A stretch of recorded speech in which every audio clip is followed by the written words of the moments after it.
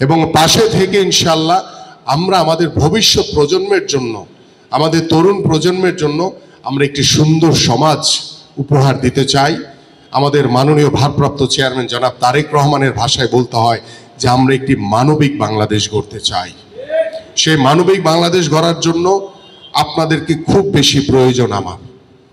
আপনাদের পাশে থেকে, আপনাদের সাথে রেখে আমি আমাদের প্রত্যেকটি এলাকার সমাজকে নতুনভাবে গড়তে চাই। এবং আপনারা জানেন যে আমাদের মাননীয় ভারপ্রাপ্ত চেয়ারম্যান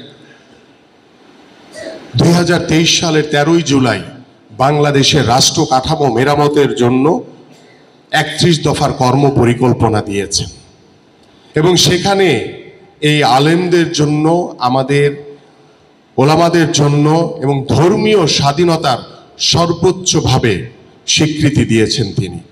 এবং আমাদের একজন বক্তা বলে গেছেন যে শহীদ রাষ্ট্রপতি জিয়াউর রহমান ইসলামী মূল্যবোধকে প্রাধান্য দিয়ে সংবিধানে বিসমিল্লাহির রহমানুর রহিম সংযোজন করেছিলেন।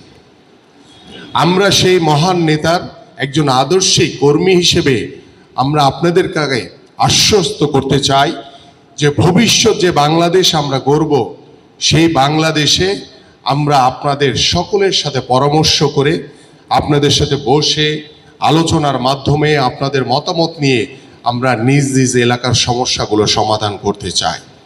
এবং ইতিমধ্যে আমি বলেছি, আমাদের কামাল ভাই রয়েছেন, যেহেতু তিনি স্কুলের যে বিষয়গুলো আছে তিনি দেখেন, আমি বলেছি যে আমাদের যে এখানে যে এসএসসির যে পরীক্ষার রেজাল্ট হয়েছে, শুধু স্কুলের না, মাদ্রাসা সহ সকল যারা পরীক্ষা দিয়েছে এসএসসির, যারা জিপিএ 5 বা ভালোভাবে পাশ করেছে, তাদের সকলকে আমি আমার পল্লবী এবং রূপনগর সকল এলাকাবাসীর পক্ষ থেকে তাদেরকে সংবর্ধনা দিতে চাই। এবং আমি তাদেরকে উৎসাহিত করতে চাই যে ভালো রেজাল্টের মাধ্যমে আমরা যেমন প্রত্যেকটি বাবা মাকে সম্মানিত করি এবং ভালো রেজাল্টের মাধ্যমে আমরা আমাদের পল্লবী এবং রূপনগরের প্রত্যেকটি মানুষকে উৎসাহিত করতে চাই, আমাদের সন্তানদেরকে, যে আপনি যদি ভালোভাবে পড়াশোনা করেন, ভালোভাবে নিজেকে উপস্থাপন করেন, তাহলে আপনাকেও আমরা সম্মানিত করব। এই জন্য আমি আপনাদের সকলের কাছে আহ্বান করব যে আসুন আমরা সকলেই বাংলাদেশী হিসেবে আমাদের এই বাংলাদেশকে শান্তিপূর্ণভাবে, সুন্দরভাবে একটি গণতান্ত্রিক বাংলাদেশ উপহার দেওয়ার জন্য, বাংলাদেশের মানুষের অধিকার এবং দাবি আদায়ের জন্য আমাদের যে স্বপ্ন, যে কর্ম পরিকল্পনা এবং আমাদের মাননীয় ভারপ্রাপ্ত চেয়ারম্যান জনাব তারেক রহমান যে স্বপ্নের বাংলাদেশ গড়ার পরিকল্পনা হাতে নিয়েছেন, আমরা সকলে একত্রিত হয়ে ঐক্যবদ্ধভাবে আমরা ইনশাআল্লাহ সামনের দিকে এগিয়ে যাব। এটা আমি আপনাদের সকলের কাছে আহ্বান করছি এবং আমি আপনাদের সকলের কাছে প্রত্যাশা করি। আমাদের প্রত্যেকটি বক্তার একটি কথা বলে গেছেন প্রথমেই, সেটি হচ্ছে আমাদের ভিতরে ঐক্য থাকতে হবে। আজকে দেখেন,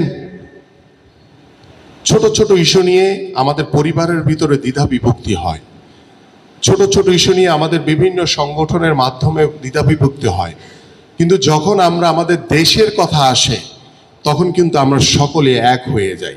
শুধু ওই যে কিছু স্বৈরাচার ষড়যন্ত্রকারীরা আছে, যাদের কথার কাজের কোনো মিল নাই, যারা সকালে একটা বলে বিকালে আরেকটা বলে, যারা নিজেদের স্বার্থকে প্রাধান্য দিয়ে দেশকে জলাঞ্জলি দিয়ে দেয়, তারা কখনো একজন বাংলাদেশি হতে পারে না, তারা সৎ লোক হতে পারে না। আমি আপনাদেরকে এই কথাগুলো বলার উদ্দেশ্য হচ্ছে যে আমরা ইসলামী মূল্যবোধকে প্রাধান্য দিয়ে ইতিমধ্যে আমাদের মাননীয় ভারপ্রাপ্ত চেয়ারম্যান জনাব তারেক রহমান শিক্ষা ব্যবস্থা